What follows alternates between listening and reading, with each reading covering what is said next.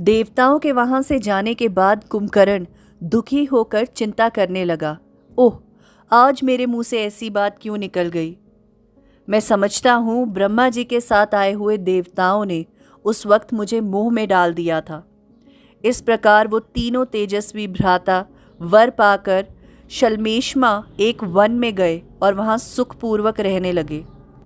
रावण आदि निशाचरों को वर प्राप्त हुआ है, ये जानकर सुमाली राक्षस अपने अनुचरों के साथ भय छोड़कर रसातल से निकला। साथ ही मरीच, प्रहस्त, वीरूपाक्ष और महोदर, ये उस राक्षस के 4 मंत्री भी रसातल से ऊपर को उठे। वे सब के सब रोषावेश से भरे हुए थे। श्रेष्ठ राक्षसों से घिरा हुआ सुमाली अपने सचिवों के साथ दशग्रीव के पास गया और उसे छाती से लगाकर इस प्रकार बोला, वत्स, बड़े सौभाग्य की बात है कि तुमने त्रिभुवन श्रेष्ठ ब्रह्मा जी से उत्तम वर प्राप्त किया है। महाबाहु, जिसके कारण हम सब राक्षस लंका छोड़कर रसातल में चले गए थे, भगवान विष्णु से प्राप्त होने वाला हमारा ये महान भय दूर हो गया है। ये लंका नगरी जिसमें तुम्हारे बुद्धिमान भाई कुबेर निवास करते हैं, हम लोगों की है। पहले इसमें राक्षस ही रहा करते थे। महाबाहु, यदि साम दान अथवा बल प्रयोग के द्वारा भी पुनः लंका को वापस लिया जा सके तो हम सब लोगों का काम बन जाए। तात, तुम ही लंका के स्वामी होंगे, इसमें कोई संशय नहीं, क्योंकि तुमने इस राक्षस वंश को जो रसातल में डूब गया था, इसका उद्धार किया है। महाबली वीर, तुम ही सबके राजा बनोगे। ये सुनकर दशग्रीव ने अपने पास खड़े पहले मातामह से कहा, नाना जी, कुबेर हमारे बड़े भाई हैं, अतः उनके संबंध में आपको मुझे ऐसी बातें नहीं कहनी चाहिए। उस श्रेष्ठ राक्षस राज के द्वारा शांत भाव से ऐसा कोरा उत्तर पाकर सुमाली समझ गया कि रावण क्या करना चाहता है। इसलिए वो राक्षस चुप हो गया, फिर कुछ कहने का साहस नहीं कर सका। महाबाहु दशग्रीव, आपने अपने नाना से जो कहा वैसा ही कहना चाहिए। वीरों में इस तरह का भाव निर्वाह होता नहीं देखा जाता। आप मेरी ये बात सुनिए। अदिति और दिति दोनों सगी बहनें हैं। वो दोनों ही प्रजापति कश्यप की परम सुंदरी पत्नियां हैं। अदिति ने देवताओं को जन्म दिया है, जो इस समय त्रिभुवन के स्वामी हैं, और दिति ने दैत्यों को उत्पन्न किया है। देवता और दैत्य दोनों ही महर्षि कश्यप के ओरस पुत्र हैं। धर्मज्ञ वीर, पहले पर्वत, वन और समुद्र सहित सारी पृथ्वी दैत्यों के ही अधिकार में थी, क्योंकि वो बड़े प्रभावशाली थे। किंतु सर्वशक्तिमान भगवान विष्णु ने युद्ध में दैत्यों को मारकर त्रिलोकी का ये अक्षय राज देवताओं के अधिकार में दे दिया। इस तरह का विपरीत आचरण केवल आप ही नहीं करेंगे, देवताओं और असुरों ने भी पहले इसी नीति से काम लिया है। अतः आप मेरी बात मान ले। प्रहस्त के ऐसा कहने पर दशग्रीव के चित्त प्रसन्न हो गया। उसने 2 घड़ी तक सोच विचार कर कहा, बहुत अच्छा, तुम जैसा कहते हो मैं वैसा ही करूँगा। उसी दिन उसी हर्ष के साथ पराक्रमी दशग्रीव उन निशाचरों को साथ लेकर लंका के निकटवर्ती वन में आ गया। दशग्रीव त्रिकुट पर्वत पर जाकर ठहर गया। बातचीत करने में कौशल प्रहस्त को उसने दूत बनाकर भेजा। वो बोला, प्रहस्त, तुम शीघ्र जाओ, मेरे कथा अनुसार धन के स्वामी कुबेर से शांति पूर्वक ये बात कहो। राजन, ये लंकापुरी राक्षसों की है, जिसमें आप निवास कर रहे हैं। निष्पाप यक्षराज, ये आपके लिए उचित नहीं। अगर आप हमें ये लंकापुरी लौटा दें तो इससे हमें बहुत प्रसन्नता होगी और आपके द्वारा धर्म का पालन हुआ समझा जाएगा। दूत प्रहस्त ने लंका जाकर कुबेर से कहा, विशाल लोचन वैश्रवण, ये रमणीय लंकापुरी पहले भयानक पराक्रमी सुमाली आदि राक्षसों के अधिकार में रही है। उन्होंने बहुत समय तक इसका उपभोग किया है। अतः वे दशग्रीव इस समय ये सूचित कर रहे हैं कि ये लंका जिनकी वस्तु है उन्हें लौटा दी जाए। हे तात, शांति पूर्वक याचना करने वाले दशग्रीव, ये आपसे पुरी लौटा देने को कह रहे हैं। कुबेर ने कहा, राक्षस, ये लंका पहले निशाचरों से सूनी थी। उस समय पिताजी ने मुझे इसमें रहने की आज्ञा दी। मैंने इसमें दान, मान आदि गुणों से प्रजाजनों को बसाया है। दूत तुम जाकर दशग्रीव से कहो, महाबाहु, ये पुरी तथा निष्कष्टक राज्य जो कुछ मेरे पास है वो सब तुम्हारा भी है, तुम इसका उपभोग करो। मेरा राज्य तथा सारा धन तुमसे बंटा हुआ नहीं है। ऐसा कहकर कुबेर अपने पिता वृषवा मुनि के पास चले गए। वहां पिता को प्रणाम करके रावण की जो इच्छा थी उसे उनसे कहा, तात, आज दशग्रीव ने मेरे पास दूत भेजा और कहलाया है कि इस लंका नगरी में पहले राक्षस रहा करते थे, इसे राक्षसों को लौटा दीजिए। अब मुझे इस विषय में क्या करना चाहिए आप बताएं। कुबेर की ये बात सुनकर वृषवा बोले, बेटा मेरी बात सुनो। महाबाहु दशग्रीव ने मेरे निकट आकर भी ये बात कही थी। इसके लिए मैंने उस दुर्बुद्धि को बहुत फटकारा, डांट बताई, बारंबार क्रोधपूर्वक कहा, अरे ऐसा करने से तेरा पतन हो जाएगा, किंतु इसका कुछ फल उस पर हुआ नहीं। बेटा अब तुम ही मेरी बात सुनो। रावण की बुद्धि बहुत खोटी है। वो वर पाकर मदमत हो उठा है, विवेक खो बैठा है। मेरे श्राप के कारण भी उसकी प्रकृति क्रूर हो गई है। इसलिए बेटा तुम अनुचरों सहित लंका छोड़कर कैलाश पर्वत पर चले जाओ और अपने रहने के लिए वही नगर बसाओ। वहाँ नदियों में श्रेष्ठ रमणीय मंदाकिनी बहती है, जिसका जल सूर्य के समान प्रकाशित होने वाला है। कमलों, कौमुदों, दूसरे दूसरे सुगंधित कुसुमों से आच्छादित है। उस पर्वत पर देवता, गंधर्व, अप्सरा, नाग और किन्नर आदि दिव्य प्राणी, जिन्हें स्वभाव से ही घूमना फिरना अधिक प्रिय है, सदा रहते हैं। निरंतर आनंद रहता है वहाँ। धन्य, इस राक्षस के साथ तुम्हारा वैर करना उचित नहीं। तुम तो जानते हो कि इसने ब्रह्मा जी से कैसे कैसे वर प्राप्त किए हैं। मुनि के ऐसा कहने पर कुबेर ने पिता की बात मान ली।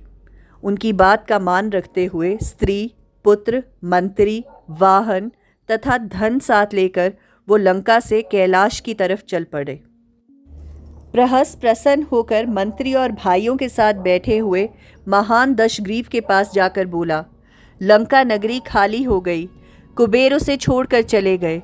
अब आप हम लोगों के साथ उसमें प्रवेश करें और धर्म का पालन करें। प्रहस्त के ऐसा कहने पर महाबली दशग्रीव ने अपनी सेना, अनुचर तथा भाइयों सहित कुबेर द्वारा त्यागी हुई लंकापुरी में प्रवेश किया। उस समय निशाचरों ने दशमुख रावण का राज्याभिषेक किया। फिर रावण ने उस पुरी को बसाया। देखते ही देखते समूची लंका पूरे नीले मेघ के समान वर्ण वाले राक्षसों से पूर्णतः भर गई। धन के स्वामी कुबेर ने पिता की आज्ञा को आदर देकर चंद्रमा के समान निर्मल कांति वाले कैलाश पर्वत पर शोभाशाली श्रेष्ठ भवनों से विभूषित अलकापुरी बसाई। ठीक वैसे ही जैसे देवराज इंद्र ने स्वर्गलोक में अमरावतीपुरी बसाई थी। अपना अभिषेक हो जाने के बाद जब राक्षस राज रावण भाइयों के साथ लंकापुरी में रहने लगा, तब उसे अपनी बहन राक्षसी शूर्पणखा के विवाह की चिंता हुई। उस राक्षस ने दानवराज विद्युज को, जो कालका का पुत्र था, अपनी बहन शूर्पणखा ब्याह दी। बहन का ब्याह कर राक्षस रावण एक दिन स्वयं शिकार खेलने के लिए वन में घूम रहा था। वहां उसने दिति के पुत्र मय को देखा। उसके साथ सुंदर कन्या भी थी। उसे देखकर निशाचर दशग्रीव ने पूछा, आप कौन हैं जो मनुष्य और पशुओं से रहित सूने वन में अकेले घूम रहे हो? इस मृगनयनी कन्या के साथ आप यहाँ किस उद्देश्य से निवास करते हो? इस प्रकार पूछने पर निशाचर से मय ने बोला, तात, तुमने पहले कभी सुना होगा, स्वर्ग में हेमा नाम से प्रसिद्ध एक अप्सरा रहती थी। उसे देवताओं ने उसी प्रकार मुझे अर्पित कर दिया था जैसे पुलोम दानव की कन्या रचि देवराज इंद्र को दे दी गई थी। मैं उसी में आसक्त होकर 1 सहस्त्र वर्षों तक उसके साथ रहा हूँ। एक दिन वो देवताओं के कार्य से स्वर्गलोक को चली गई। तब से 14 वर्ष बीत गए हैं। मैंने उस हेमा के लिए माया से एक नगर का निर्माण किया था जो संपूर्णतः सोने से बना है। हीरे और नीलम के संयोग से वह विचित्र शोभा धारण करता है। उसी में मैं अब तक उसके वियोग में अत्यंत दुखी और दीन होकर रहता था। उसी नगर से इस कन्या को साथ लेकर मैं वन में आया हूँ। राजन, ये मेरी पुत्री है जो हेमा के गर्भ में ही पली है। उससे उत्पन्न होकर मेरे द्वारा पलित होकर बड़ी हुई है। इसके साथ मैं इसके योग्य पति की खोज करने के लिए आया हूँ। तात, मेरी भार्या हेमा के गर्भ से 2 पुत्र भी हुए, जिनमें से पहले पुत्र का नाम मायावी और दूसरे का दुदुम्बी है।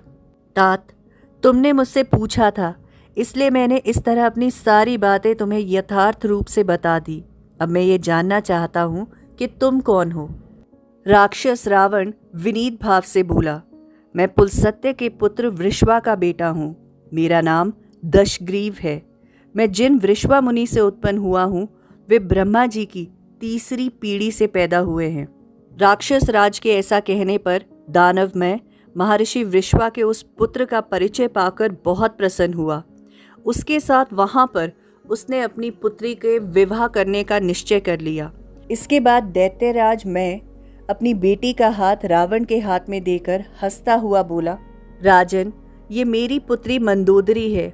इसे हेमा अप्सरा ने अपने गर्भ में धारण किया था। अब तुम इसे अपनी पत्नी के रूप में स्वीकार करो। तब दशग्रीव ने बहुत अच्छा कहकर मयासुर की बात मान ली। यद्यपि तपोधन वृषवा से रावण को जो क्रूर प्राकृति होने का श्राप मिला था उसे मयासुर जानता था, तथापि रावण को ब्रह्मा जी के कुल का बालक समझकर उसने अपनी कन्या उसे दे दी। साथ ही उत्कृष्ट तपस्या से प्राप्त हुई एक परम अद्भुत अमोघ शक्ति भी प्रदान की, जिसके द्वारा रावण ने लक्ष्मण को घायल किया था।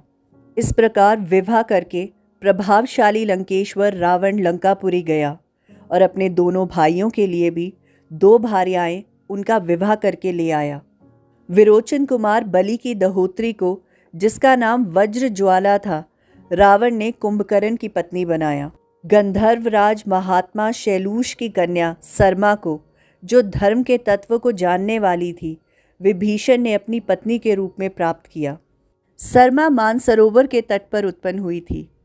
जब उसका जन्म हुआ उस समय वर्षा ऋतु का आगमन होने से मानसरोवर बढ़ने लगा था। तब उस कन्या की माता ने पुत्री के स्नेह में सरोवर से कहा, हे सरोवर, तुम अपने जल को बढ़ने ना दो। उसने घबराहट में सरमा ऐसा कहा था, इसलिए उस कन्या का नाम सरमा हो गया था। इस प्रकार वो तीनों राक्षस विवाहित होकर अपनी अपनी स्त्री के साथ नंदनवन में विहार करने वाले गंधर्वों के समान लंका में सुखपूर्वक रमण करने लगे। कुछ समय बाद मंदोदरी ने अपने पुत्र मेघनाद को जन्म दिया, जिसे आप लोग इंद्रजीत के नाम से पुकारते हैं। पूर्व काल में रावण के उस पुत्र ने पैदा होते ही रोते रोते मेघ के समान गंभीर नाद किया था।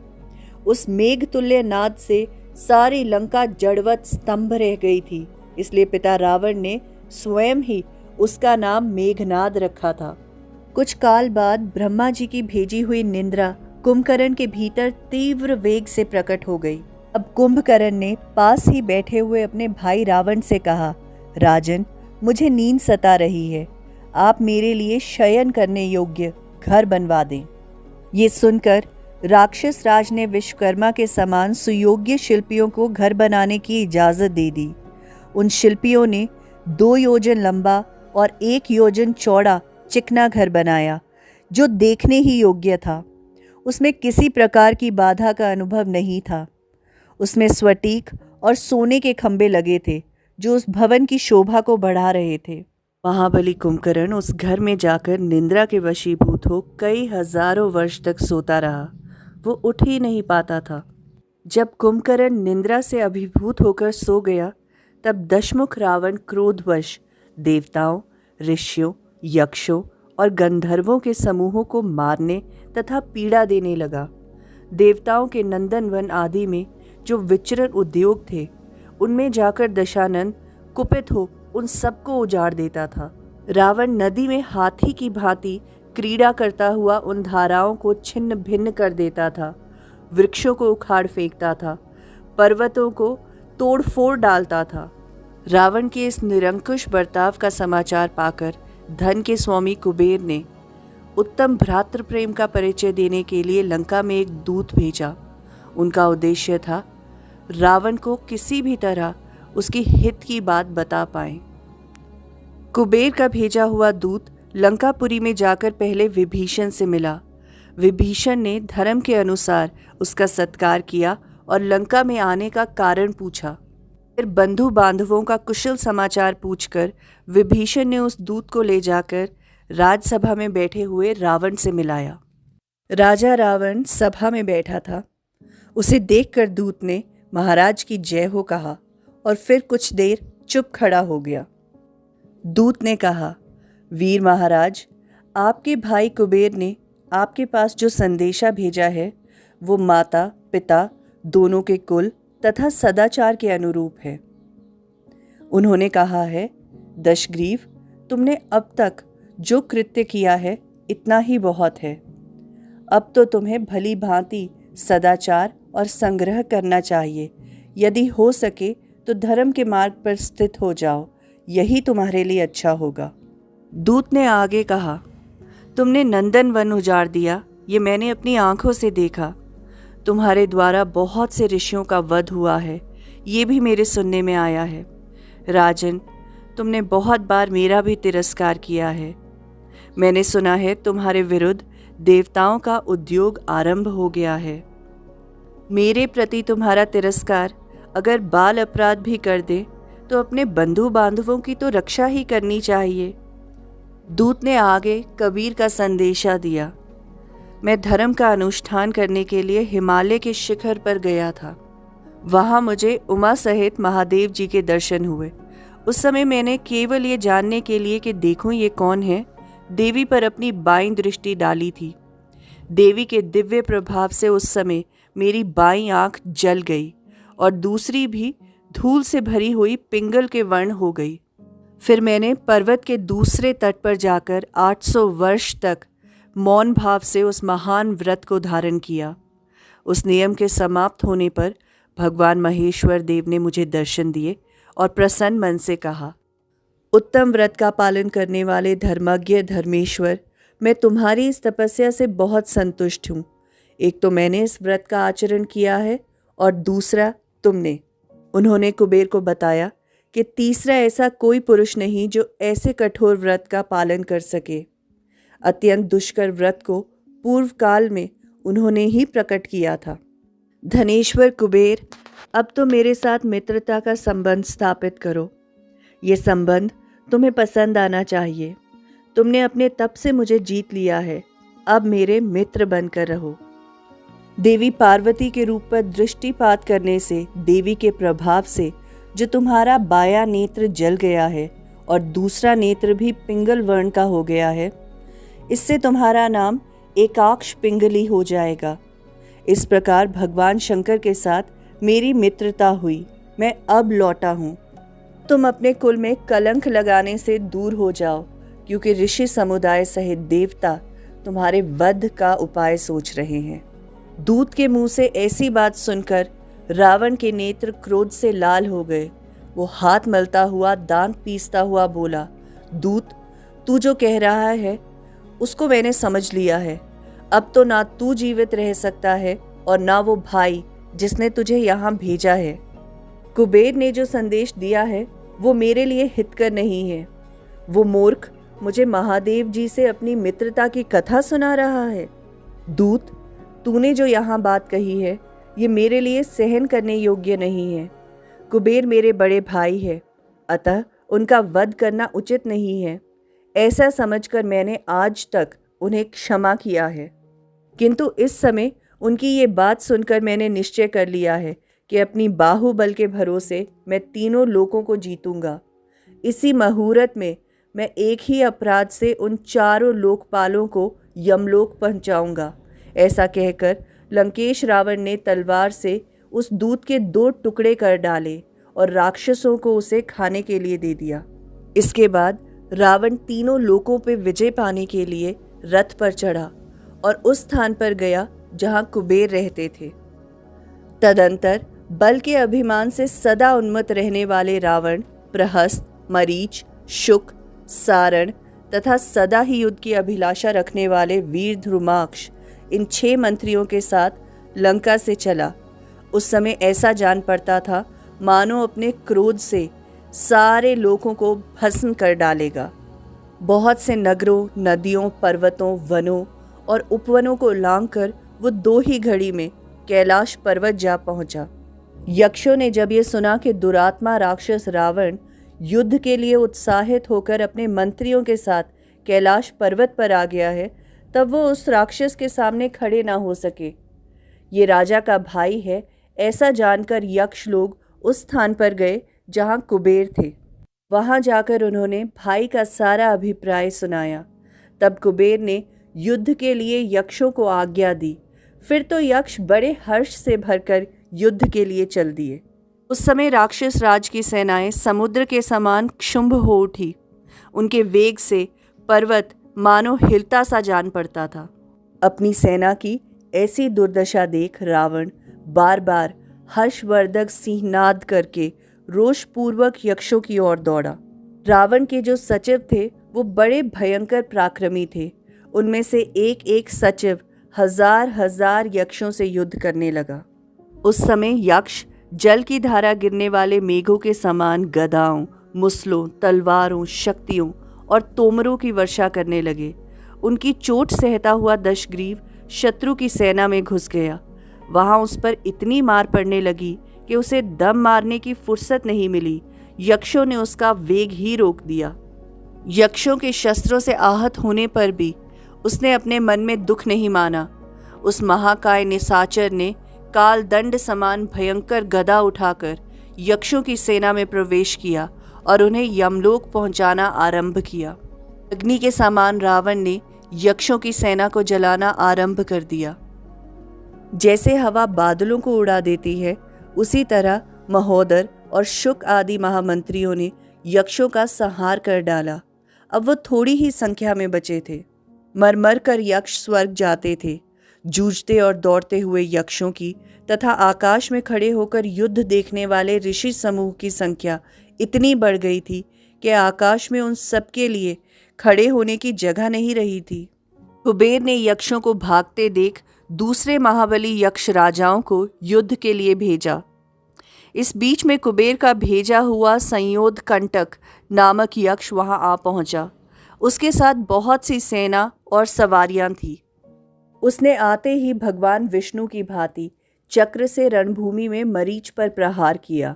उससे घायल होकर वो राक्षस कैलाश से नीचे पृथ्वी पर गिर पड़ा। राक्षस मारीच को 2 घड़ी में ही होश आ गई। कुछ विश्राम करके वो वापस लौटा और उस यक्ष के साथ युद्ध करने लगा। तब वह यक्ष भाग खड़ा हुआ। फिर रावण ने कुबेरपुरी के फाटक में प्रवेश किया। ये फाटक ही सीमा था। उससे आगे दूसरे लोग नहीं जा सकते थे। वो फाटक सोने, चांदी और नीलम से बना हुआ था। जब दशग्रीव फाटक के भीतर प्रवेश करने लगा तो सूर्य भानु नामक द्वारपाल ने उसे रोका। द्वारपाल के रोकने पर भी जब निशाचर रावण नहीं रुका तो उसने एक खंबे को उखाड़कर दशग्रीव के ऊपर दे मारा। दशग्रीव के शरीर से रक्त की धारा बहने लगी। पर्वत शिखर के समान प्रतीत होने वाले उस खंबे की चोट खाकर भी वीर दशग्रीव की कोई क्षति नहीं हुई थी। वो ब्रह्मा जी के वरदान के प्रभाव से उस यक्ष द्वारा मारा नहीं जा सकता था। रावण ने वही खंबा उठाकर दक्ष के ऊपर प्रहार किया। दक्ष का शरीर चूर चूर हो गया। उस राक्षस का ये पराक्रम देखकर सभी यक्ष भाग गए थे। सभी थक गए थे। सबके मुखों की कांति फीकी पड़ गई थी। सभी ने अपने हथियार त्याग दिए थे। कुबेर ने देखा हजारों यक्ष भयभीत होकर भाग रहे हैं। तब उसने मणिभद्र नामक महायक्ष से कहा, यक्ष प्रवर, रावण दुराचारी है, तुम उसे मार डालो और युद्ध में शोभा पाने वाले वीर यक्षों को शरण दो, उनकी रक्षा करो। कुबेर की आज्ञा पाते ही वो 4000 यक्षों की सेना साथ लेकर फाटक पे गए और राक्षसों के साथ युद्ध करने लगे। वो घोर युद्ध करते हुए बाज पक्षी की तरह तीव्र गति से सब और विचरने लगे। कोई कहता, मुझे युद्ध करने का अवसर दो। दूसरा बोलता, मैं यहाँ से पीछे हटना नहीं चाहता। फिर तीसरे ने बोला, मुझे अपना हथियार दे दो। इस युद्ध को देखकर देवता, गंधर्व तथा ब्रह्मावादी ऋषि बड़े आश्चर्य में थे। रणभूमि में प्रहस्त ने 1000 यक्षों का संहार कर डाला। फिर महोदर ने दूसरे 1000 यक्षों को मार डाला। कुपित हुए मरीच ने पलक झपकते ही शेष 2000 यक्षों को मार डाला। कहाँ यक्षों का सरलता पूर्वक युद्ध और कहाँ राक्षसों का मायामय संग्राम। वो अपने माया के बल से ही, भय से ही यक्षों को डराने में, हराने में कामयाब हुए। राक्षस ध्रुमाक्ष ने क्रोध में आकर मणिभद्र की छाती पर मूसल का प्रहार किया, किंतु इससे वो विचलित नहीं हुए। फिर मणिभद्र ने भी गधा घुमाकर उसे राक्षस ध्रुमाक्ष के सर पर मारा। इससे वो धरती पर जा गिरा। ध्रुमाक्ष को गधा की चोट से घायल एवं खून से लथपथ होकर पृथ्वी पर पड़ा देख दशमुख रावण ने रणभूमि में मणिभद्र पर धावा किया। दशानन को क्रोध से व्याकुल हुए धावा करते देख यक्ष प्रवर मणिभद्र ने उस पर 3 शक्तियों द्वारा प्रहार किया।